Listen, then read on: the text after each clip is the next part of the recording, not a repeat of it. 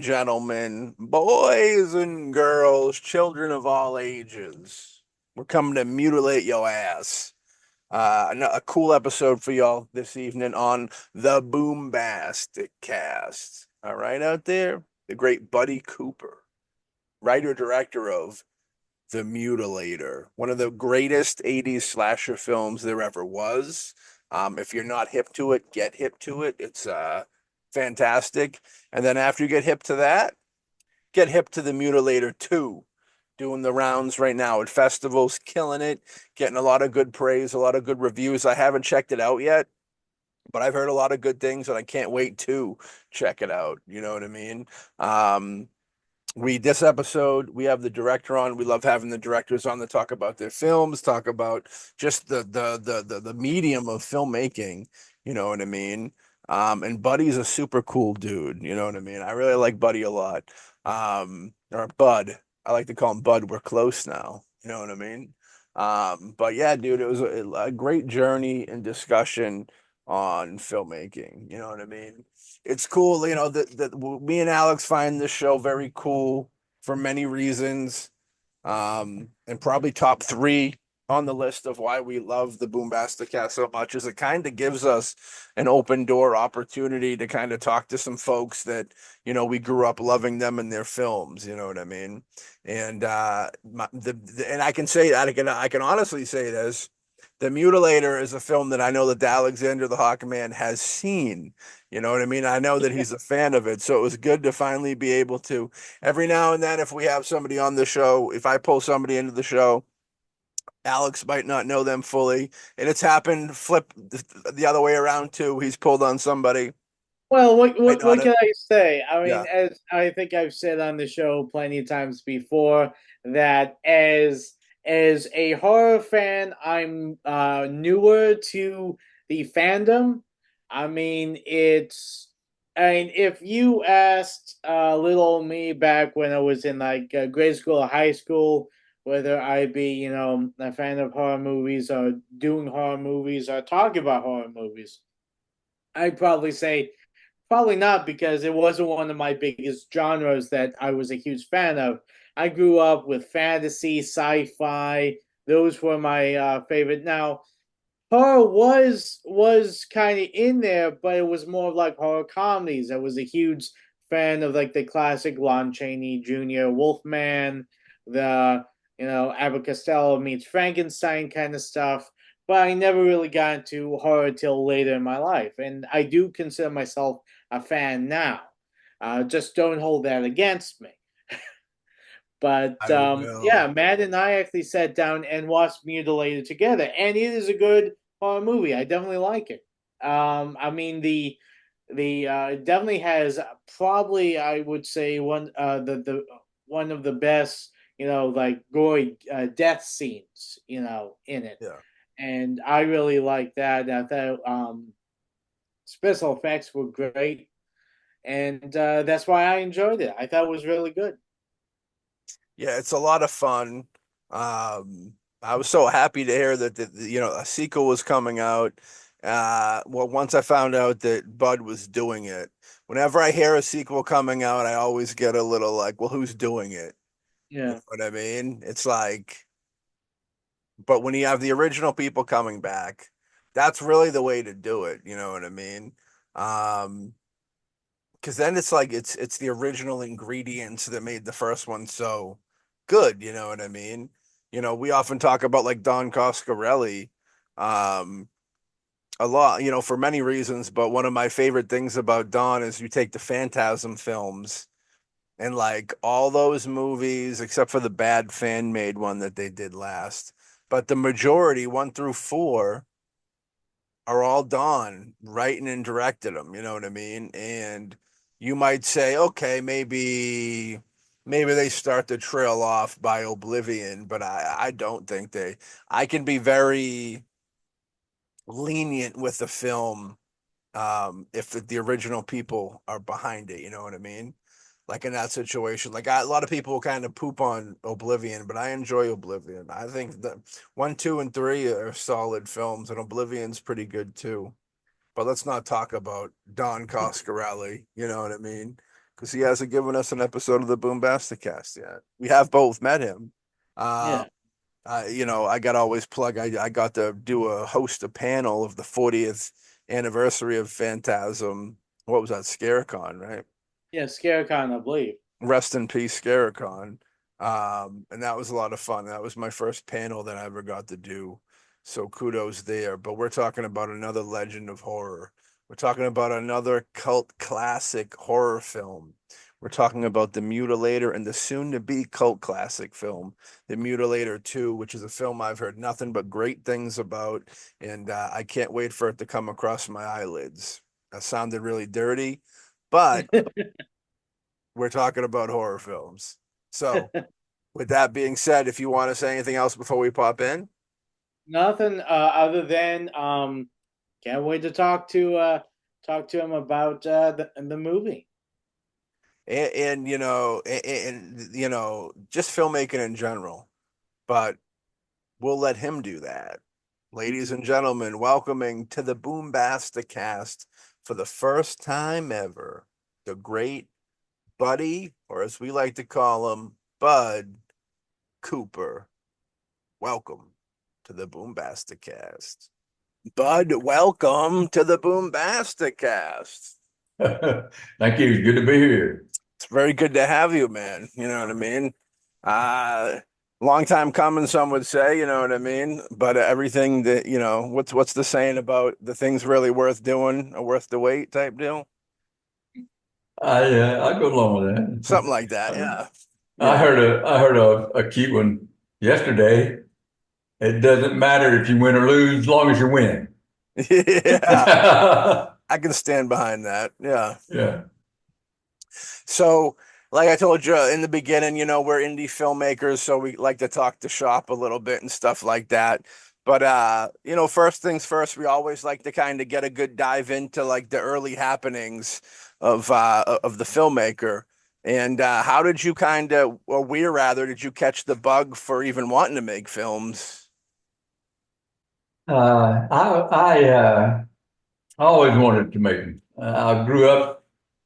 We didn't have TV when I was a boy, so I grew up in the movies downtown. It was about a 2 block walk from my house to the theater. Every Saturday, I was in there for the double feature matinee and loved them all. My dad had shot home movies, and when I was fairly young, he switched from 8 millimeter to 16 millimeter. He had a 16 millimeter camera, a 16 millimeter projector, and we'd show home movies. Every now and then, he'd get a print of a movie from somewhere, and he'd show a movie in the house and taught me how to use the projector. I was 8 or 9 years old running a projector, and I just loved it.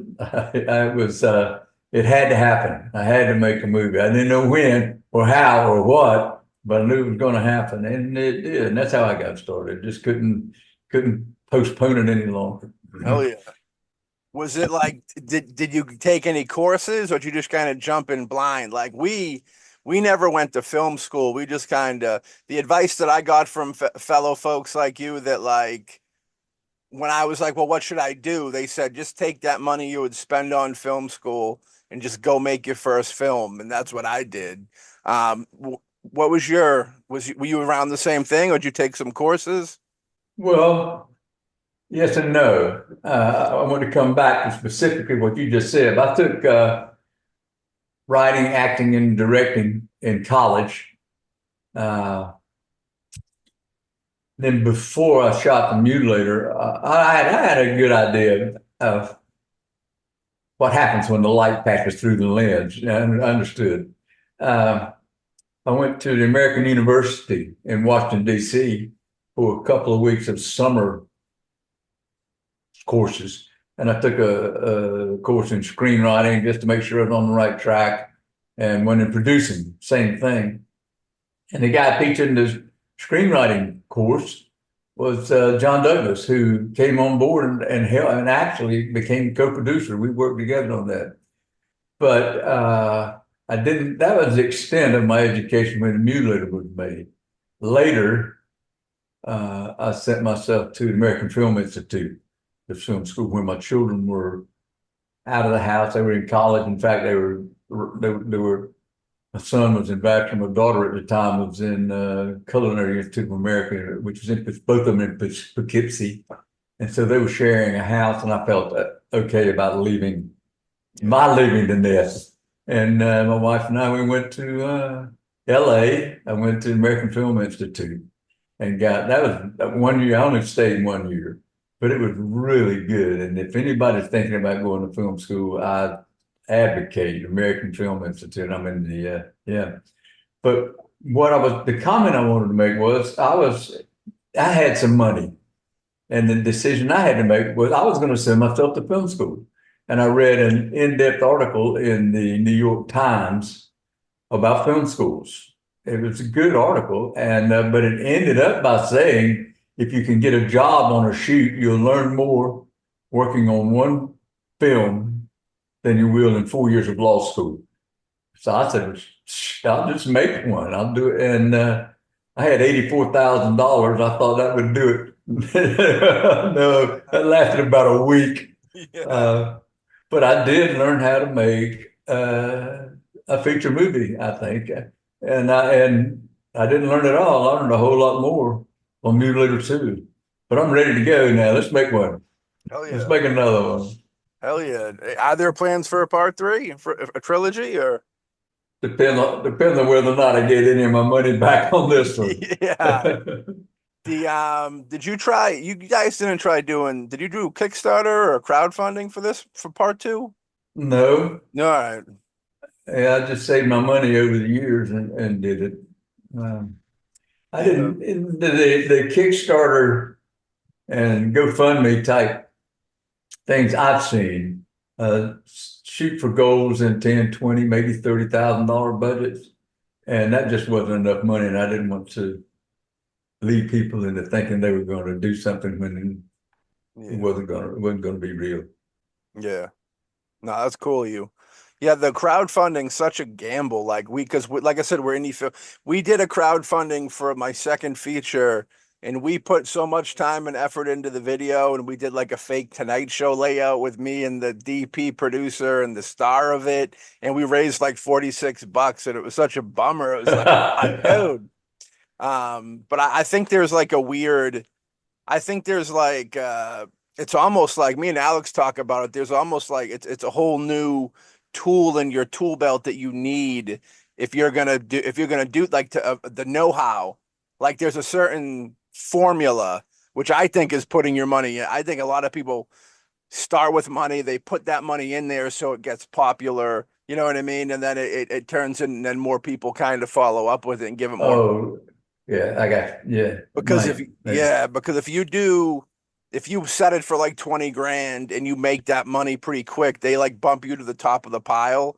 So like if anybody goes on there looking for something to like crowdfund, put money into, like your film will be right at the top of the thing saying, look at this hot thing, it's fucking smoking hot, they're putting so much money into it, you know what I mean? Yeah. And then you're able to kind of get it in. But it's a weird, the crowd, that's a whole new weird generation of filmmaking with that. It's that kind of came out of nowhere. It can be a blessing, it can be a curse. Some people have, it's helpful in some situations, sometimes it's not. But yeah, I think just finding the money yourself is always difficult, but like you're better off, I almost feel. Then you don't have too many tie-ins with it. But yeah, it's an interesting deal. So, and you said you went back to school after making the first Mutilator? Yes. Interesting. Yeah. Went to AFI and stayed out there another 5 years or so, chasing a career. He got away from me. Yeah. But I had put some packages together. It was a good experience, really good experience. I had made friends with William Kelly, Academy Award winning screenwriter, won the Oscar for Witness. Okay. He's dead now, but we got to be pals, and it was good knowing him because he opened a few doors for me. And in fact, we co-wrote a screenplay. It was really good. And Susan Clark, actress, stellar actress, Canadian actress. She and her late husband, Alex Karras, and Bill had a deal that she and Alex were the the couple on Webster. I don't know if you remember a TV series, Webster, for 7 years. Yeah. Well, Alex died and Bill Kelly did, but Susan has 2/3 of the rights to the screenplay, and I have been searching like mad trying to find her. I want to option that screenplay. I want to make that movie. I can't find her. I forgot where. While I was in LA, I paddled around with Bill Kelly some, and I just couldn't make it go out there then. I think if I went back now, I could do it. Yeah. But When you go to like film school after the fact, like when Mutilator came out, like we all know about it, it's a cult classic, so I assume that it made some waves, you know what I mean? When you come in with a film already made like that, do they give you like recognition or anything? Like you're just starting, how does that work? well, the guy who was in charge of the production department, I applied for that because the directing slots were all filled. He said, "Look, you made this movie." He said, "Why are you even coming? You should be out knocking on doors." And I said, "Yeah, I intend to do that, and I am doing that. But I just felt like if I had the credentials of having been to AFI, that would help." So I went to AFI, and I'm glad I did because it was educational, and it was just, yeah, I'm glad I went. I'm really glad that I went. Yeah, later in life, like I said, I didn't do the school deal. Alex didn't do it either. Later in life, I've kind of come to realize I think one of the big pluses of film school is like the connections, you know what I mean, you make. Because anybody can kind of go make, well, in the age we're living in now with social media, like we were kind of blessed in a situation like that where like you could go on MySpace or go on like a Facebook, and nowadays every town has like their own little film community, you know what I mean? So like you can gather cast and crew from that, which when I first started, I've been making movies for like 20 years roughly, you know what I mean? Wow. I hate to say that because, you know, you know, it's one of those I things. don't know. Tell me. So, well, I'm still I'm not, yeah, I can't complain, dude. We got a nice little following. We have our nice little niche. You know, we've sold films and hear from people all over the world, which is nice.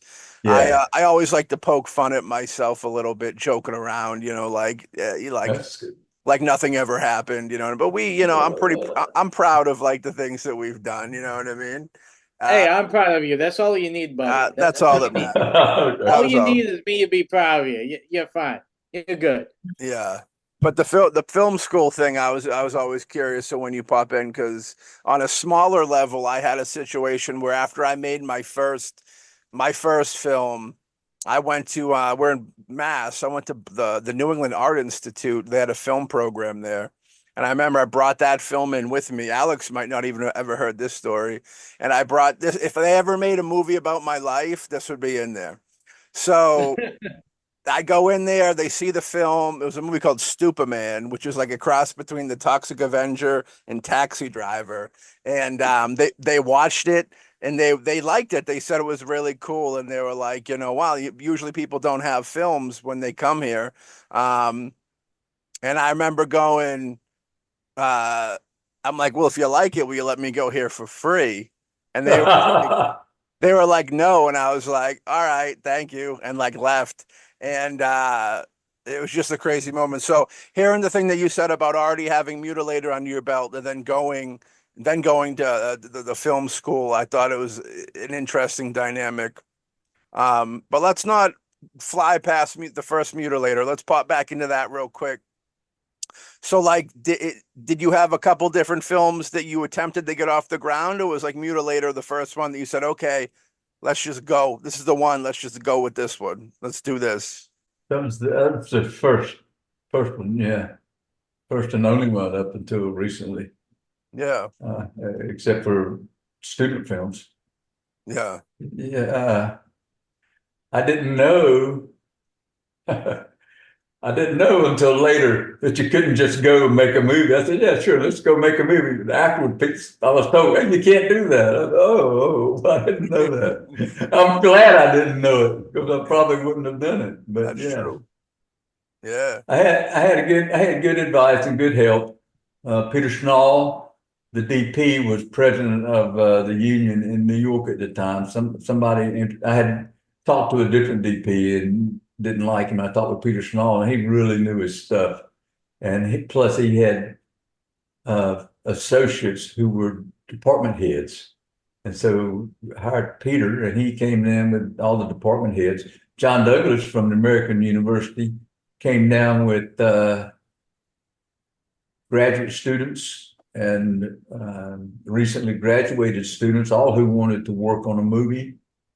And the pros from New York who came down, the department heads, were mostly single men, and most of the students who came down were young single women, and they filled in all the slots on the in the departments, and they all had a good. And it was a really good working situation. Everybody had a good time. It was a big family, Yeah. and there were some romances developed. One marriage grew out of that, and I'm saying that because Peter Schnall brought, and his people brought the experience. The people from DC brought the enthusiasm. And Michael Menard wrote the score. I hired him out of New York. The editors I knew and picked out. So I had enough sense to hire people who knew what I didn't know. Right. And they knew what they were doing, and I took their advice almost always. It was good advice too. Yeah, that's a beautiful thing, you know what I mean? It just goes to show you get the right people around you, what you can do, you know what I mean? Yeah, Yeah, I'm always interested in like, because where are you originally from? right here, Atlantic Beach, North Carolina. I like it. So like when you were reaching out to when you started reaching out to people, like how did you know who to reach out to? Did like you don't have like an IMDb back then, you know what I mean, to kind of dip into people just from No, like credits off of films or just John Douglas, professor at DC at American University in DC, steered me towards a DP in New York. And I honestly don't remember how I hooked up with Peter Schnall. I don't remember, but it was a fortuitous event, whatever it was. And then he connected me with all the department heads. So once I met him, all of that headache was taken care of. Really, it was just a matter of tagging bases from then. Um, I advertised somehow for. Maybe I advertised for a DP. Maybe that's that because I advertised for other roles. I advertised for a composer and talked to a few. And Michael Menard was just clearly the one. He was the guy. He just stood out. yeah. He we were doing post at the Film Center in New York, and he said that. And when we went down, I went down to a deli on the first floor where I met with Menard. He had brought a tape recorder and some earphones. He said, "Here's something you might like." And he was playing some of his stuff for me, and I was listening to it. And as I was listening, a pretty young woman walked into the deli and came over and ordered something and got it and walked out. And it was perfect with the music. I couldn't believe it. I said, "Okay, you're the guy." And he was. And he wrote the song, the theme song, which a lot of people like. Yeah. He had a pal, Artie Resnick, who was he also Artie wrote or was one of the people who wrote Under the Boardwalk. I don't know if you remember that one by I think the Drifters. Yeah. Maybe. Anyhow, so there was a lot of talent there, and Menard arranged musicians to record all the music. I was there when he recorded it. In fact, I was supposed to be the guy singing, "We're going on a fall break." Only, well, I was getting ready. I was all excited about it, and then this professional singer strolled by, and Menard knew him. He said, "Hey, how about this?" So I got bumped, and the professional singer did it. If you read the label on the 45, it says the Drifters, and I'm listed as one of the Drifters, and I'm one of the guys doing this. And that was the extent of my contribution to the theme song. That's classic. Yeah. It was a really good experience. I went to Nyack, New York. the recording studio and recorded it there. Yeah. I forgot what the question was. I went off track there. Oh, we're just talking about how people get in the 80s, how people were getting connected, but you got a good answer for it. Yeah. Now the original title was Fall Break, right? I like it because here, the college break that occurs around Thanksgiving we always called it fall break. It's fall break and then in summer, I mean in spring break. And the words fall and break, I thought kind of lent something to a horror movie. Get back a little bit. Oh, there we go. And Nice. this one is signed by the cast. This is my personal copy. And the nightmare, the vacation that became a nightmare. My law partner came up with that one. So I was talking to Marvin Friedlander, who was going to be the distributor. He was a sub-distributor. I talked with him, but he knew all the sub-distributors. He was glad to do it. He said, but buddy, now we're going to need stuff. We need a poster, a trailer, something else. I said, Marvin, I got that. I got it. He said, let me see it. So I showed it to him, showed him the poster, showed him the trailer, showed him the log line. He said, bud, I got to tell you, it's shit, top to bottom. No. So he sent me around the corner to an advertising agency, Diener Hauser Bates, and they came up with the poster, the log line, the great log line. And I've got the original oil painting over here on the wall that they used to make the poster with. It was a good experience. It was not a cheap experience, but it was a good experience. And I think it added an awful lot. The new title, the log line, the poster, it all made it work until I ran into the MPAA and I fought the MPAA and lost. Oh, yeah, they're brutes. You know what I mean? Yeah. Yeah, you get an oil painting of the Mutilator. Nice. Nice. This is, you'll notice there's no blood. Yeah. It's interesting because this is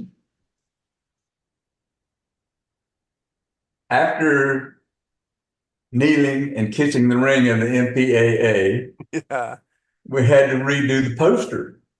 And so we had to take off everything that identified the policeman. If the policeman can't show a dead cop, they said, and no blood. Had to get rid of the big spikes behind their head that the kids are hanging on. Had to get rid of all that stuff.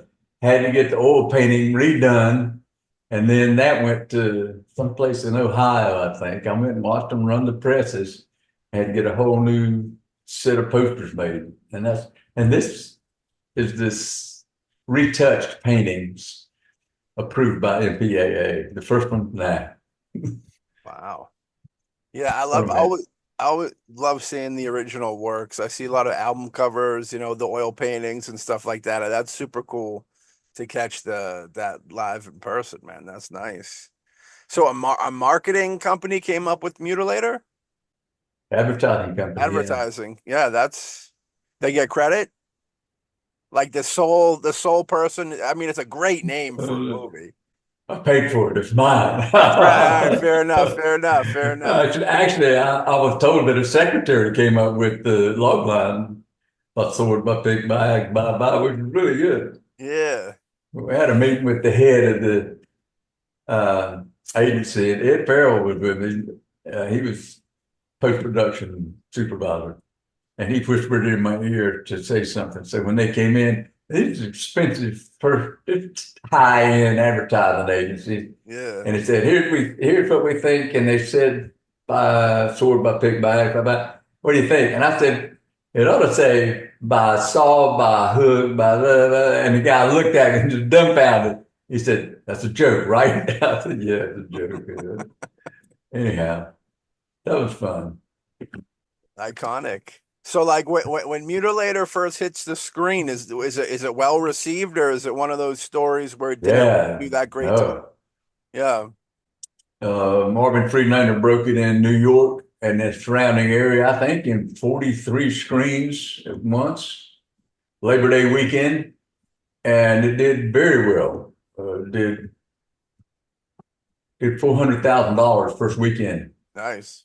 and made it to number 13 on Variety's weekly chart of top grossing films. Stayed on the chart for 6 weeks, which I thought was really good. Yeah, I thought 13 was an appropriate number. for sure. And then it played a little bit in LA and somewhere in Texas, I think. And then because it didn't have a rating, it was unrated. In those days, that meant porn. Right. Or MPAA offered an X rating, which meant porn. I declined that. We couldn't get bookings. I guess all the theaters get their stuff from MPAA approved stuff, and they didn't want to rock the boat. So we couldn't get bookings. Every now and then when we could get a booking, we couldn't get advertising. The radio wouldn't play the spots. Television wouldn't show the spots. Newspapers wouldn't print advertising. It was terrible. It was miserable. And so we just simply had to go back to the MPAA and cut it for an R, and then it was no good. None interesting. Nobody wanted to go see it. Yeah, the MPAA is like the mob kind of, you know what I mean? They're like bully everybody, and the whole censor. Did you guys get caught up with like the video nasty thing in the UK? I don't think so. When I think of like, are you familiar with the video nasty thing? No. So video nasties was a situation where in the UK they were renting like horror movies like Mutilator and stuff, and they like their government or whatever, their MPAA would deem things to be like illegal. So like there was people that were going to jail for renting movies. There was filmmakers that was going to court to like fight, you know what I mean? Fight to stay out of jail. But that's just how far that stuff would go. But I think that the 80s was a crazy time for everything with like weird censorship. You had like that with the movies. You had like with music, you had like heavy metal on trial, you know what I mean? For like Judas Priest, I think was on trial. Ozzy was on trial. It was a really weird.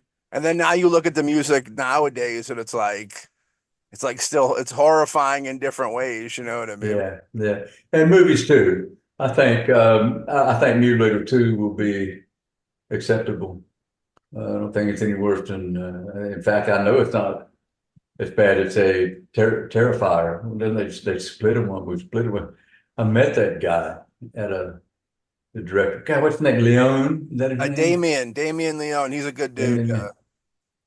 I'm not a big fan of art himself, but I like the director. He's a good dude. We interviewed him in the past. I met him at a fest, and I told him in one scene in Mutilator 2, we've got some iconic characters from movies walking by in the background. I said, I don't want to put art through there. Is that okay with you? He said, yeah, go ahead. So we got art walks through the background in one of the scenes in Mutilator 2. Very cool. Yeah, that's cool. So speaking of Mutilator 2, so like there was a little hiatus in between the films, you know what I mean? Just a couple weeks, you know what I mean? But so what kind of gave you the bug to kind of, or like the motivation to say now is the time for part 2? Well, we started talking about part 2 before we were even through with part 1. Yeah.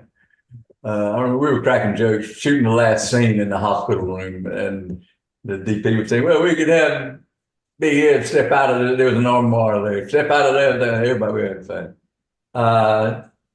Life got in the way. I was practicing law at the time. I had children who were in the movie that were growing up, and stuff got in the way. Didn't have any money. It took a while to get my money back from making that one.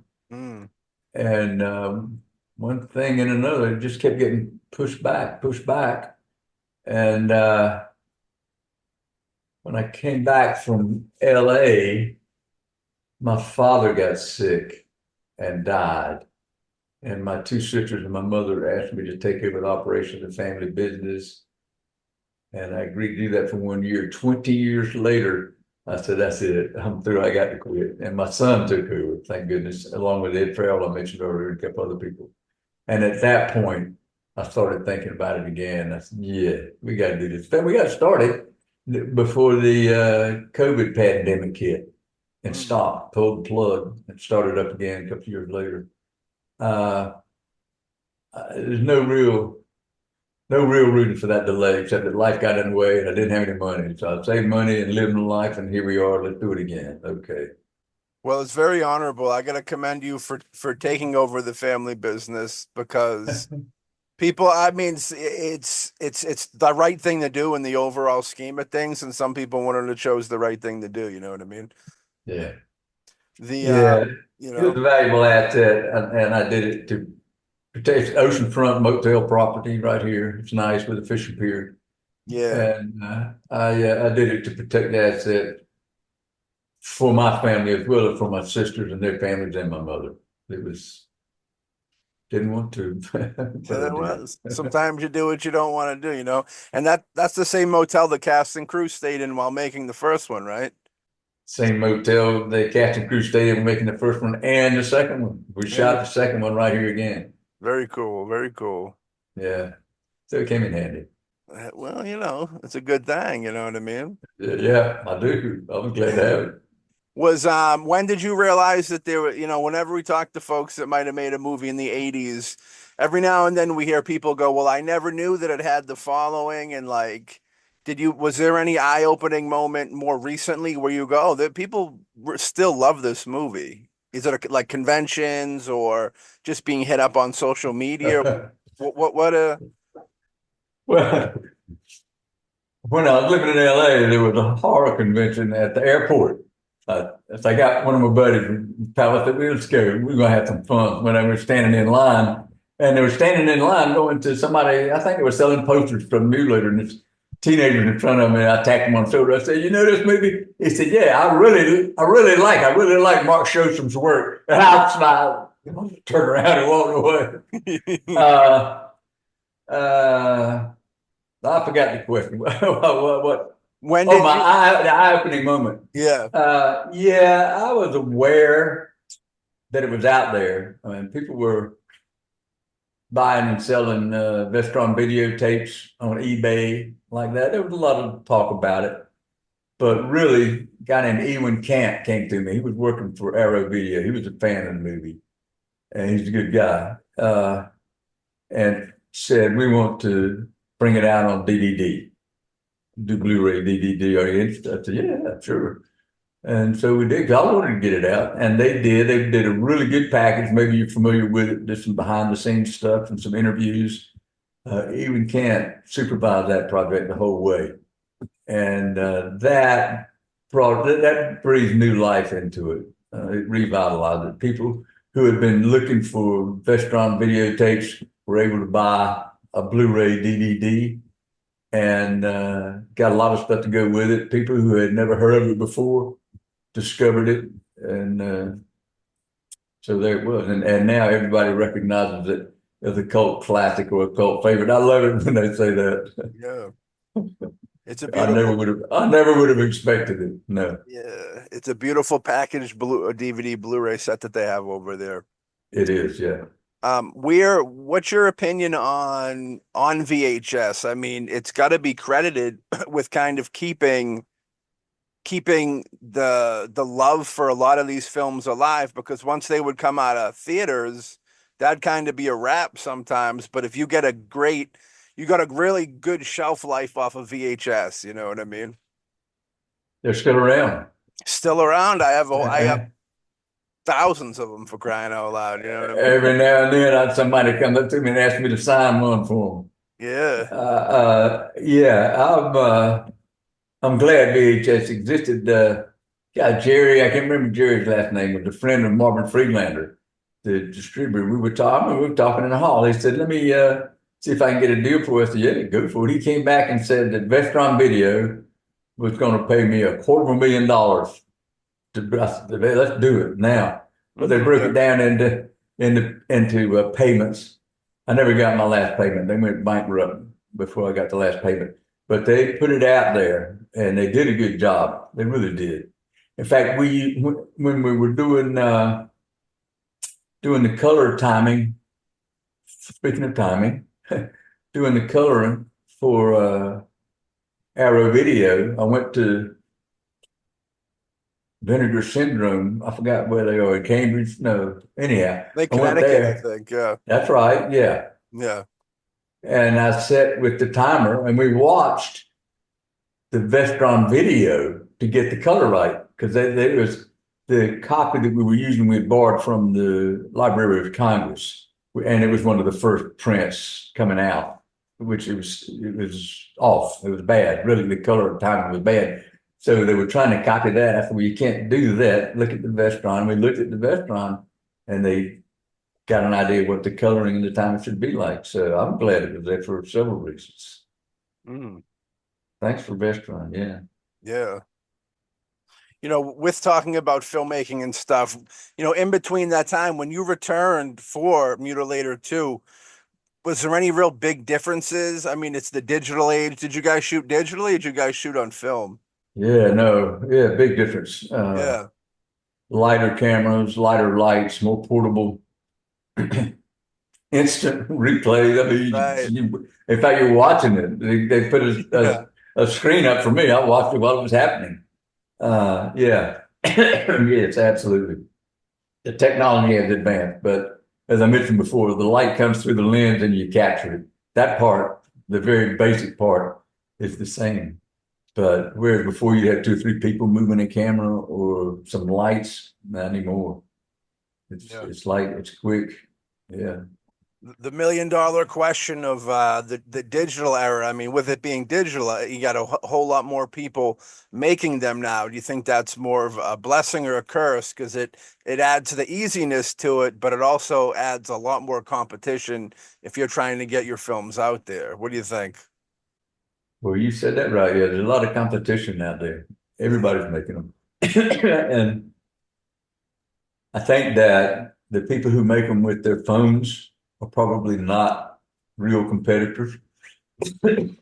But people with what's the black something camera Black that Magic, yeah, the Black Black Magic. Magic, they do that. And almost everybody's got a red or something to do. Yeah, So there's a lot of stuff out there. Yeah.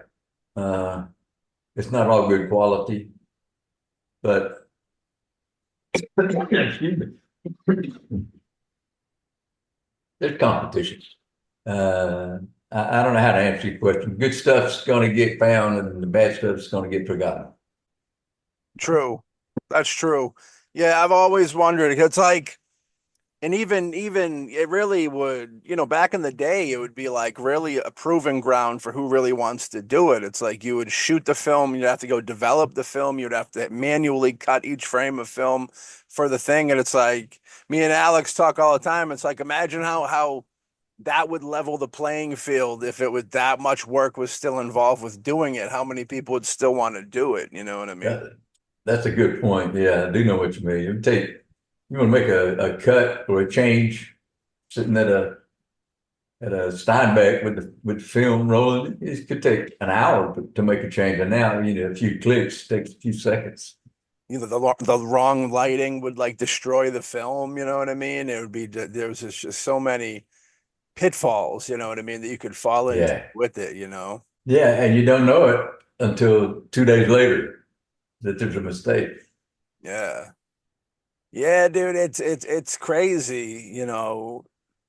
It, it's such a delicate process. You know what I mean? Nowadays you have memory sticks and memory cards and stuff, but still, like, the film seems more dependable, but then it's more sensitive than the memory sticks. You know what I mean? It's a give and take, I guess you could say. I So, don't you know what I I mean? don't understand what you mean more sensitive. So like film could be wrinkled up, the light hit the wrong way. Yeah, It could get like underdeveloped. Whereas yeah, so like it's a little more sensitive in that aspect where you have a memory stick. Like I got, they could get run over by a car and for the most yeah, sometimes still work, you know what I mean? yeah. Um, But then again, it's like you could still have an issue with the cards too, where they drop the footage or stuff. I don't know. It's more with film, it's like it's shot, and as long as it's done right and handled, it's there. There's nothing you got to worry about. But like with a memory card or something, with you catch a virus, you get a glitch, you get as a bad card in general, you could lose all your footage. And Oh well, yeah, yeah. You be careful with it, yeah, and the guy who's editing it has these big hard drives which stores the elements and things. So uh, a careful person will protect, and that will reduce the problem that you're talking about, the yeah. risk. It'll reduce the risk. You guys had the great Terry Kaiser in the film. Yes, we did. That was a Weekend stroke at of, huh? stroke of luck. Yeah, I was gonna say Weekend at Bernie's, Friday the 13th, Part 7. You know what I mean? Weekend at Bernie's is a comedy, but he's playing a dead guy, so you got some horror in there. You know what I mean? Some, He talked about getting broken bones because they tossed him like oh, a really? sack of yeah. I can see that.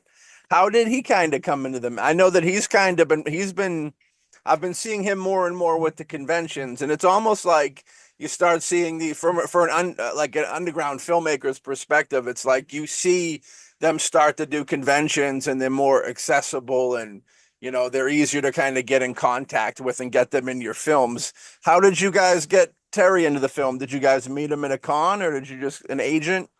I'll say first that he's busy now. I've tried to get him to do some things, and he's always shooting somewhere. Yeah. Uh, like Damien Mathew was recommended by the producers to play, and Damien is friends with Terry. He said, y'all talk to Terry. So I started talking to Terry, and I saw his picture. He sent a picture where I found his picture, and it bears a certain resemblance to Jack Chatham, who played Big Ed. And Jack just signed himself out. He's 96 now. He said, I just can't do it. So I asked Terry if he wanted to do it. He said, yeah. And that's Damien pointed me towards Terry. Very cool. He's a friend of a friend.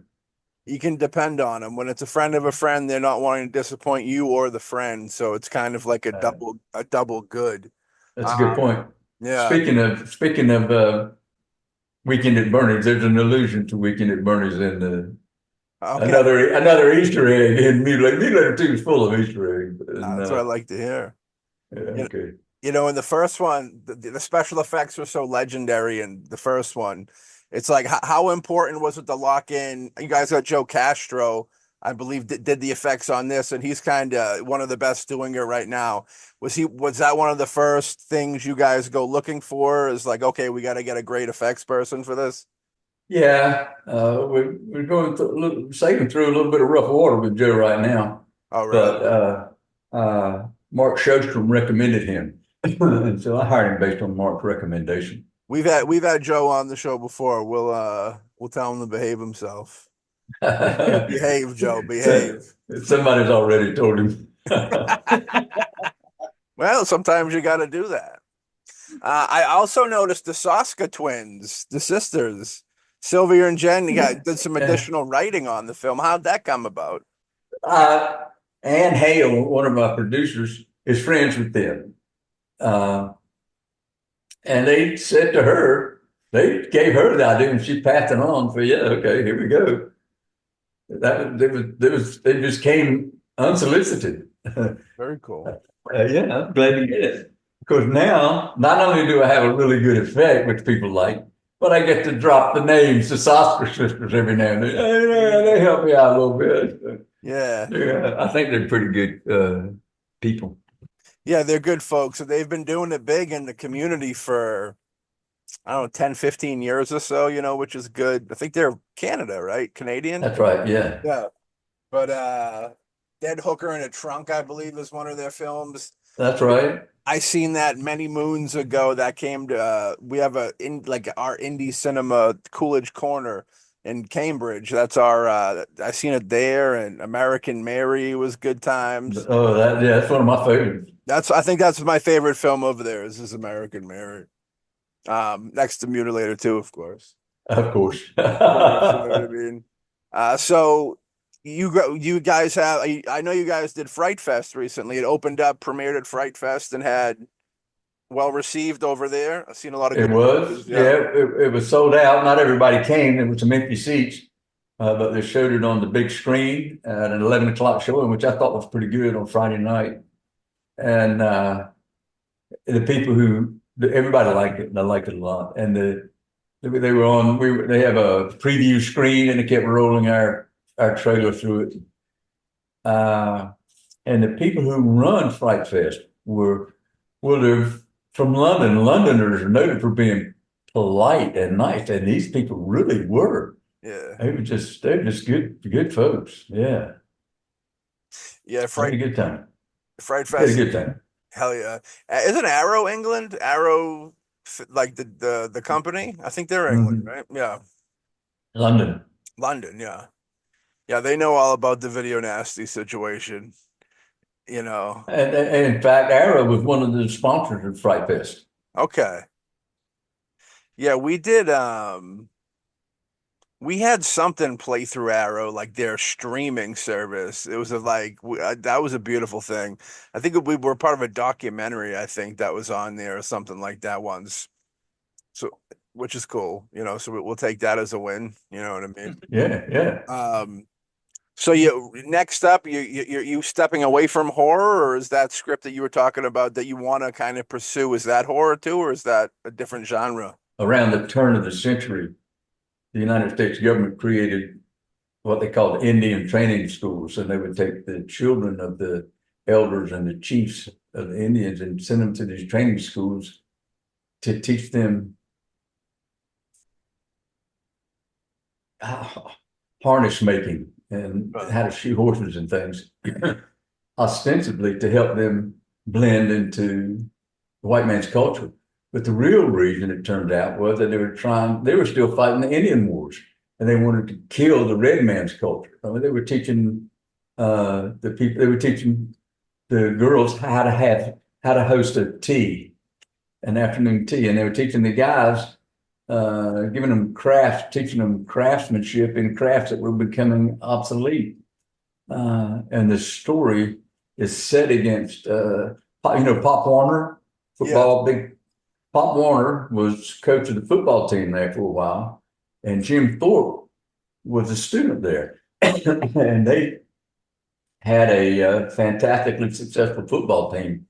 And the story that we tell of the poor students is set against the backdrop of stellar football team and Pop Warner and Jim Thorpe and a lot of stuff going on. I think it is a red carpet story that needs to be telling, and I would like to be the guy that tells the story. So Susan Clark, if you're out there, please option the screen. Let me option the screenplay. Yeah. Hell yeah, dude. I'd love to see that. That seems, yeah, I mean, that's got all the writings to we all love horror, but like it's sounds like a dramatic deal. That's at awards and the whole type deal, you know? Yeah, I'm not closing the door on horror. It's fun. I like it. Yeah, dude. Yeah. Were you always a horror fan? I know some people coming into it, horror fans, and they also know, in the 80s, making a horror film was almost one of your best bets for trying to get a return on the money. You know what I mean? That's exactly what happened to me. Yeah. The first movie I went to, my father was half partner in a drive-in theater. And he took one of my sisters and me to a double feature, Wolfman with Lon Chaney Jr. and the Bela Lugosi version of Dracula. Hell yeah. Oh man, I know, I was probably 4 years old. What am I doing there? And my sister could hold her lips in a way that would reveal the points of her canine. She scared the pee out of me. Man, don't do that. I couldn't go to sleep that night because the Wolfman was in my closet and going to come get me. Yeah. But then I remembered I was familiar with 16 millimeter film, so I knew the Wolfman really wasn't this big. And if he came out, I was going to step on him. That's how I finally got to sleep that night. And I guess I've been in love with horror movies ever since. Hell yeah. Yeah, yeah. I'm always interested in the routines of the artiste. You know what I mean? So like when you sit down to write, do you have any routines? Are you like someone that likes music on, Oh, likes movies on? You know, what do you like in a situation like that? well, I was practicing law when I was writing Mutilator 1. I would go to work an hour early. They had a secretary who could type 120 words a minute. I'm telling you, with no errors. Oof. And we had a tape set up. I could dictate it here and it would come out in her office. So I would come to work. I would dictate for an hour and then I'd practice law all day. And at the end of the day, she would hand me the typed up pages, which I had dictated. And I would go through them and make changes or objections. And the next day, do the same thing. So it was just, I didn't have any routine except that I was getting to work an hour earlier. Yeah. I wasn't playing music or giving myself a cigarette when the last page is written, anything like that. Yeah. And number two, I had a lot of help, a lot of suggestions from people and showing people the Sofka sisters. And it sort of came along. And to tell you the truth, the talent in Mutilator 2 is superb. Not that the first go round was, and some of them are in both. In both. When I had my operation, they put an oxygen thing in my nose and I've been having this ever since. Yeah. The talent rewrote parts of the screenplay. I'd be watching a scene and they would say something that was not in the script, or they would do something that was not in the script, but it was true to the character they were playing, and it was better than what was in the script. So I didn't say anything, just let it go. There's a list of credits. It said written by Buddy Cooper with some help from, and there's about 10 people in there. I had a lot of help. I don't know. I didn't have a routine. I Sit see. down and did it. I seen that additional writing or additional dialogue, I think it was there. Wave of a black wing, which is a pencil. That's I gotta give kudos to you for that too, because I know a lot of people that wouldn't give credit. I mean, Alex over here he's the actor of the group. He's a fantastic actor. I'm a huge fan of him. I And try. that's not just a friend saying it. Alex travels all over the world Ah. to act in films. That's no BS. So he's it's more than me just saying, you know, my tennis shoe is a great actor. You know what I mean? Like Alex is really a Well, great actor for sure. in the right role, a tennis shoe could come in handy. No, never mind. The computer wore tennis shoes. That's all I know.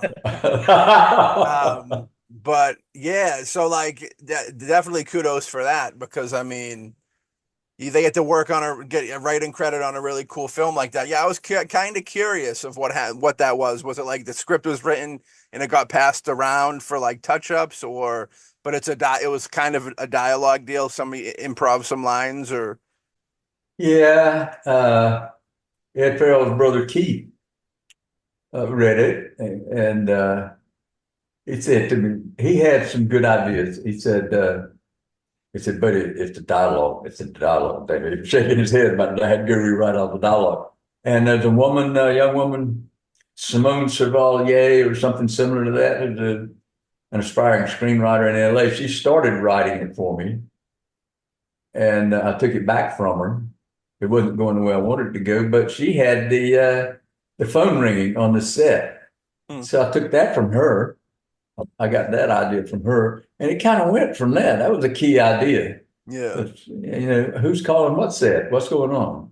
And it went from there. I don't remember all of the other contributions from all of the other people. Other people, yeah.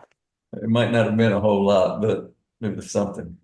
Well, if you ever need additional writing, I'm always open. I'll keep that in mind. What's your favorite stage of production? Shooting. Shooting, yeah. That's where the fun is. Yeah. I agree. Yeah.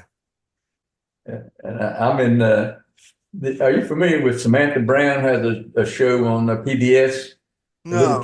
Little places you might love, or something like that. And she goes to different places and shoots. And she came here to Atlantic Beach early in the summer, and her director on the show had just made a horror film called Follow Her, And she came in to chat with me. Somebody had told her that I had just finished. When she came in to chat with me and said, "So you're in the editing process now?" I said, "No, I'm in the finding distribution process now." She said, "Oh, that stinks." And it really has been tough.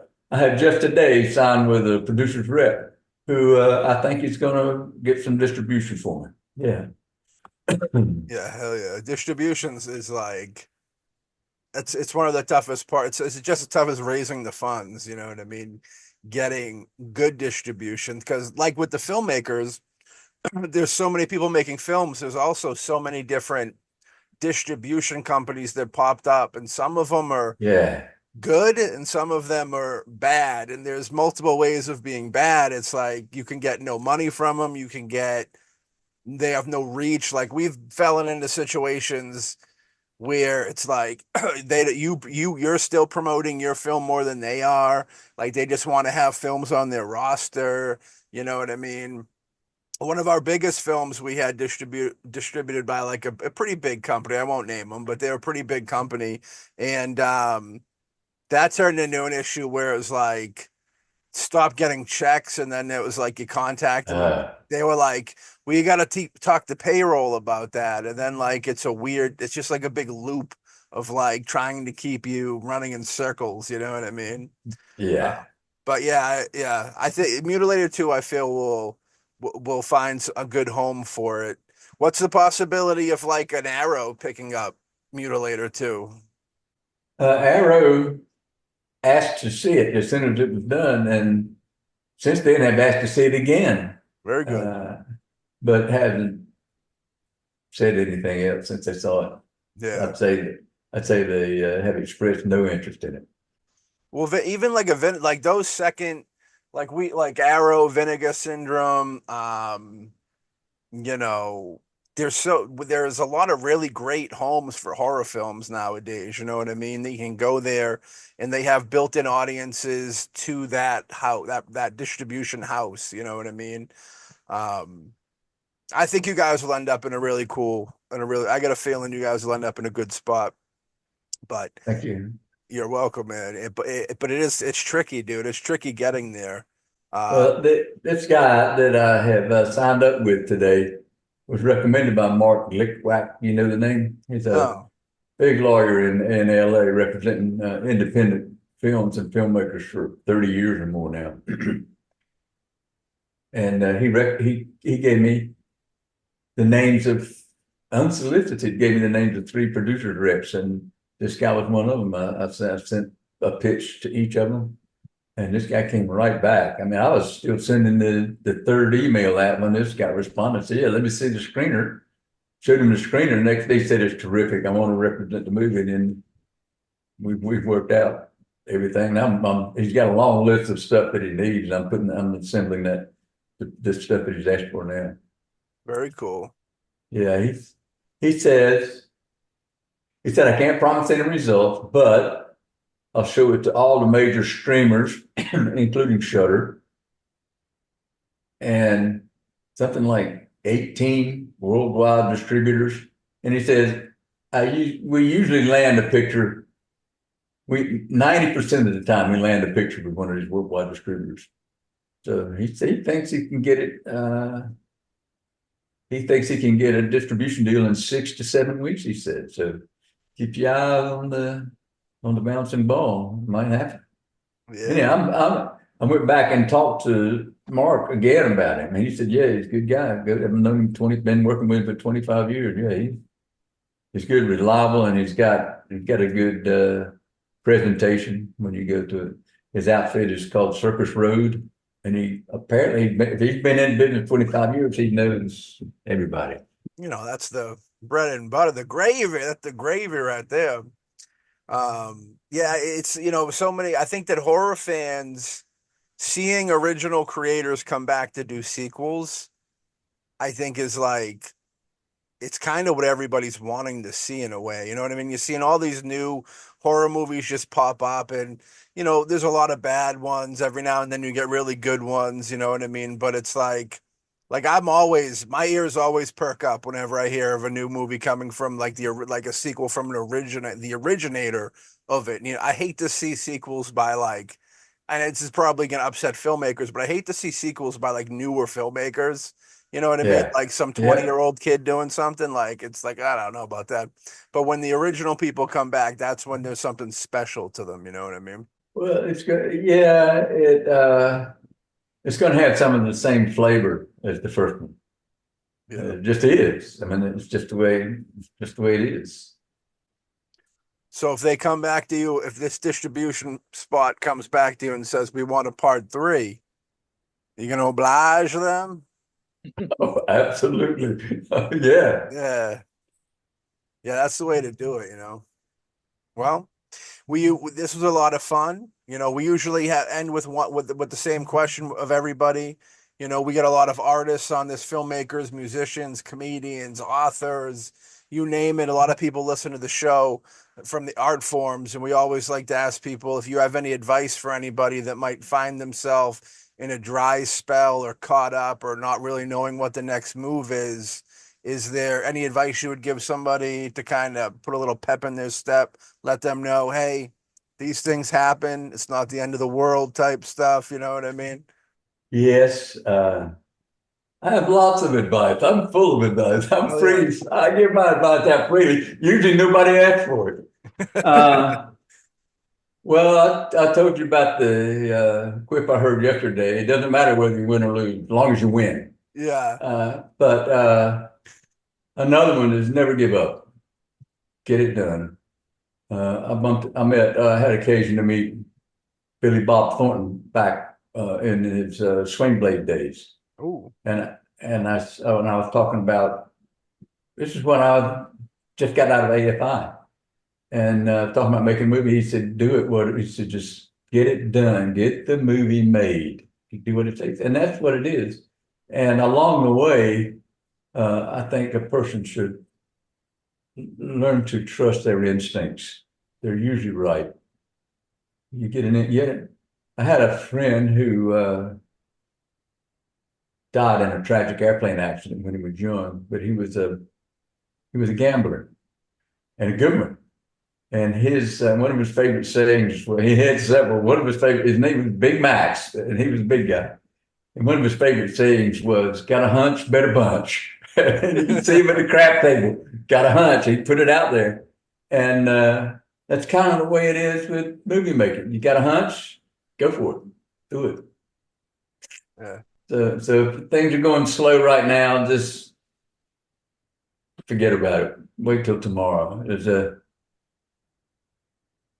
song. Woody Guthrie wrote a song, Hobo's Lullaby. Kingston Trio did a great version of it. This was back before you were born. And it was one of the lines is, don't worry about tomorrow. Let tomorrow come and go. And that's a good philosophy to have because it's all going to be gone. I mean, it's not like you have to live through all this turmoil forever. If you got a problem, just keep going. Yeah. Take another step. Dodge it. Do something. For sure. Persistence is key too. You got to love it. You know what I mean? It all boils down to that. You got to love what you're doing. I mean, a lot of people think that it's just like overnight success. That's not really very Mhm. limited, very small percentage of overnight success. And I think they're already successful before, and they just they take off the mask and go, I'm successful now. Um, but yeah, you really got, you know, it's fun. We, even in the underground kind of, we'll see people slowly peel away from it after a couple of years. They'll come in and they'll go, well, I'm not rich and famous yet. You know what I mean? And then they're like dipping out, and you really gotta. And they're with the with the it's really something you gotta love because there's gonna be you'll have your highs where you feel on top of the world. You screen it to a sold out house, everybody loved it, but there's gonna be lows too that you got to be prepared for that could crush you. You know what I mean? Like horror, like you go to the next film and like three people don't show up or something that are crucial. You know what I mean? You got to be able to ride the wave of the ups and downs and I always find that to be one of those weird things that nobody talks about is like you gotta you gotta love it because there's gonna be times when you don't. But you know what I mean? You gotta be able to you gotta love I do know it what you to risk Yeah, getting back on the horse because it's gonna be painful when you get thrown off every now and then, you know what I mean? Yeah, I mean, I one do. of the Yeah. things that I find interesting is I get a lot of young people come up to me when they find out that I do acting and all that, and they ask me if they how to get into it, what to do, you know. And the first thing I say is, first of all, you don't want to be an actor. Okay, no one wants to be an actor. Everyone wants to walk down the red carpet. Everyone wants the accolades. Very few people actually want to be an actor. You got to have passion and be insane to be an actor because you know you're putting yourself out there and you get a lot of doubting, a lot of crap put onto you, and a lot of times I see that say being generous 50 people go into acting per hour, only like maybe one stays in for even a year. Most of them, when they realize that they have to put in actual work and it's not just working with like Sandra Bullock or Eva Mendes, that they're like, well, what's the point? I mean, going on with what Matt said earlier about a lot of people. I mean, now it's a lot easier to make films, but back when you were making Mutilator, it was a lot harder. You had to do the film and be careful with that. But the thing is, it still ends up that a lot of people, there's a lot of people who attempt it, but not many who stay till the end. I mean, if I had a dime for every project that I've worked with somebody which never went farther than their basement showings, so many people like, oh, I'm going to make a movie, but they never think about the next step. And uh, and that's what a lot of new people end up, and they realize that it's not easy. It's not easy. You gotta put in the work. You gotta love it. Yeah. Gotta love it, man. You gotta be dedicated. Yeah. Bud, we're wrapping it up, and we thank you very much for coming on the show. Been my pleasure. It's We been a like, lot. This has been very different podcast than most of the interviews that I've been on. It's been casual conversation that's what and we like. not a lot of rapid fire questions. We like it to be smooth and a nice conversational. It's better. I think the audience enjoys that too. You can go anywhere and get the list of questions, and a lot of the questions are pretty much the same questions over and over again. Yeah, So it's good to kind of have a more intimate look, if you will, at the guest. Nice sit down type situation. yeah, but it did. It's Well, true. well, we thank you. Okay. We It's accomplished been what we were going for. it's been a pleasure. It's been a pleasure. Thanks for having me on. I'm sorry it took me so long to get here. As long as you got here. It's like the Ghostbusters better late than never type deal with Cheech Marin, you know what I mean? Okay. So we dig it. Thank you. All right. Okay. All right, folks, that was a lot of fun with Bud, man. We hope you really enjoyed it. It was cool hearing, straight from the horse's mouth, so to speak, the making of the film, the in-between time, the new film doing the sequel. It's getting some good advice from him is really cool too. I'm always super interested in the journeys and the progression and like the films that kind of I watched as a kid and made me want to make films. You know what I mean? I always love tapping in with these people. And I love even more when they're cool like Bud is. You know what I mean? Bud's a super cool dude and very open, you know, got to get the scoop on it. Very interesting take. You know what I mean? I like how, like, but he made the Mutilator and then he went to film school. I found that blew my mind apart a little bit. I found it very relatable too, kind of, because like I said in the episode, like I have that New England Art Institute story. Which did you ever hear? Have I ever told you that story? Honestly, I don't think so. I don't remember it. I mean, I think that's probably one of the only stories you did Oh, tell. Now you know. Well, now you know. Now you've been told in great company. You could have a good memory that the great Bud Cooper was there when you heard that story. But yeah, I found it relatable. Um, it's funny. I always think to myself, if Matt Fisher was a big, famous, successful filmmaker to get a movie made about him, like that would be in there somewhere. That'd be like in the trailer where they're like, "Oh, we really like the movie you made." And then young Matt Fisher was I like So can I go to film school for free? No. 23, 24. I go, well, if you like it so much, can I come to the film school for free? And the dude's name was Rod. I remember that. So if Rod's listening, shout out Rod. And I was nice. I know it sounds like I wasn't nice when it wasn't really a get up and leave type deal, but it was kind of like anybody that knows me kind of knows my humor in a way. And it was kind of like a little bit of reality and humor where I was like, what, can I come for free?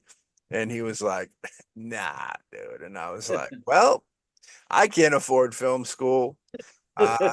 So it was very nice meeting you. Thank you. Have a good day. And yeah, you know what I mean? From that point on, that like I said in the interview, just reaching out through different filmmakers like Lloyd Kaufman being one of the biggest ones of, he later would be in Stupaman, my first film, when they said, hey, just take whatever money you would have to go to film school and make your first film. I think for me, that was very, very helpful. And it was, like Alex knows, and anybody that ever worked with us, both of us, whenever we're on set, we're always wearing multiple hats. And I think that comes from the element of just going and making a film with, you know what I mean? Just diving into it, just doing it. Like Billy Bob says, just do it. You know what I mean? And because in indie no budget filmmaking, you always find yourself wearing multiple hats just to wear the hat that you want to wear. You know what I mean? Like if you want to be a director, you're going to be finding yourself producing. You know what I mean? You're going to find yourself Doing wardrobe, doing props. yeah, you name it, you're doing it. But another reason why you need to love it. You know what I mean? And wearing all those different hats, doing the different jobs it might seem like something that is an unfortunate endeavor, but I do feel like it is at the end of the day, dude, I think it is kind of a good thing. You're getting to see how the other person sees, you get to put yourself in the shoes, which is never a bad thing. Putting yourself in the shoes of other people and other gigs is always a positive thing, whether you're dealing with the job or dealing with the person. Being able to kind of put yourself in their shoes, know what they're doing, the trials and tribulations of that job, I think it's very beneficial. You know what I mean? Um, but yeah, Bud had a great story. I loved his come up. I loved his story.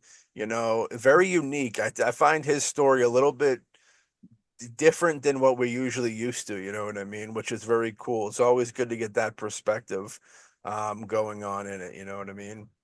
Joe Castro, we love you, brother. Take it easy on our boy Bud in the production.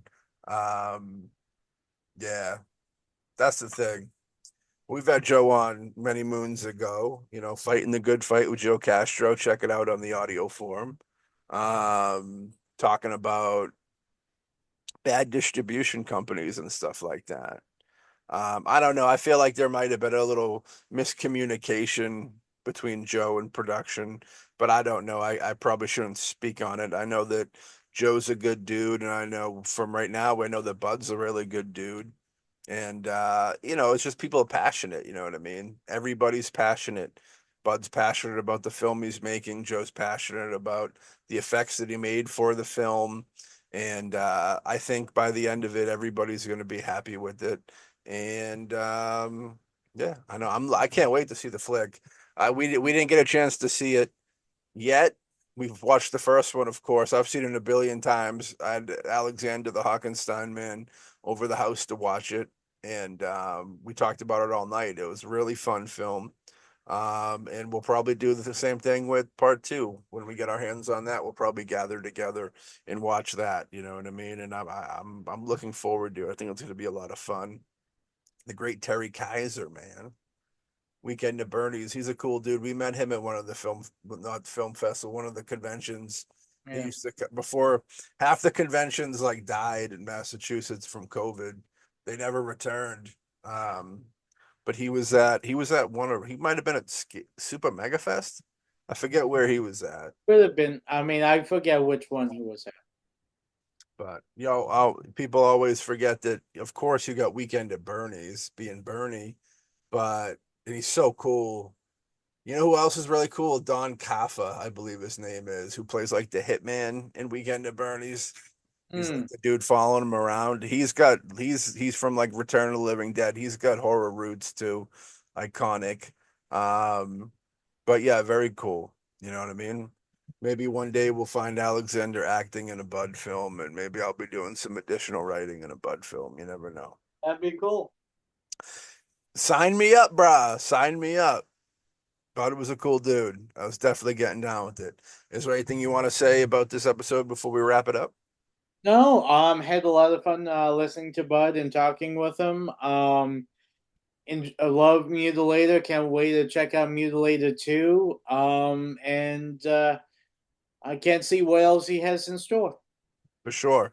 And again, definitely, if you've never seen the film, get out there and get yourself a copy. I know Amazon has Arrow released a really cool edition, DVD Blu-ray edition of the Mutilator, and I got a good feeling it's going to find a good home for part two. You know what I mean? So go out there and get yourself a double feature, get both films and watch them. Woo! Actually, by the time you're hearing this episode, Mutilator 2 will definitely be out.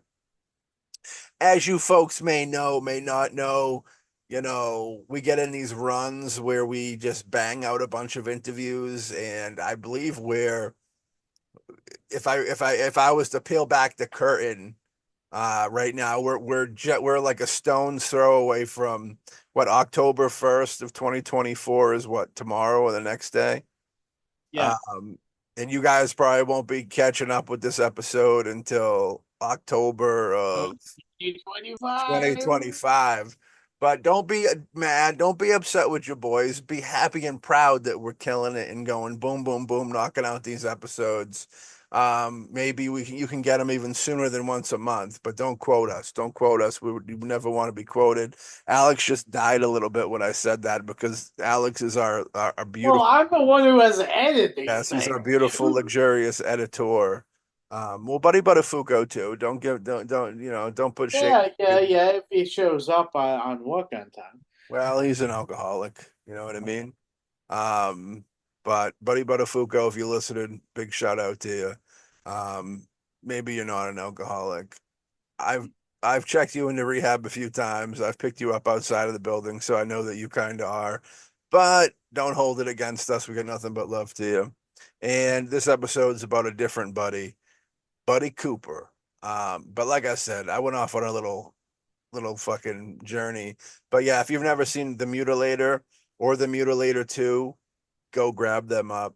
Support, support, support. Horror, Buddy, the whole nine. And I want to see that Native American film he's talking about too, because he is a great filmmaker. You know what I mean? People say, oh, they're just horror movies or whatever, but it's difficult to make. No matter what you're making, if you make it good, there's an art to it. You know what I mean? And I think that he's talented enough to really sink his teeth into something dramatic and pull some tears out your eye sockets. You know what I mean? Yeah. So with that being said, we hope everybody is killing it, doing big, enjoying it, mutilating everything in their path in a good way. If you enjoyed this audio episode, definitely go check out more audio episodes where you heard this one. If you're checking out the YouTube page, by golly, check out more episodes where you're watching that. And if you're checking it on the Patreon streaming page at patreon.com/BoomBastic streaming. That's where our Patreon page is at. You're probably going to get it. Well, you definitely have an advanced episode here. So maybe you're catching it in like the middle of 2025 as opposed to October 25. And if Buddy's listening, my apologies, Buddy, because I never told you about the wait. But as we talked about in the beginning, those worth waiting for, you always come back for more. And with that being said, thank you all for listening. Much gracias. You just caught yourself a best of episode 2. Look at this, 2024. My fucking watch is going nuts. And we thank y'all for listening. Numbers have been incredible. Comments, likes, all the good shit. We really appreciate it. We appreciate everybody listening and supporting. Nothing but love for y'all. And we'll catch y'all on the next episode of the BoomBastiCAST. Peace.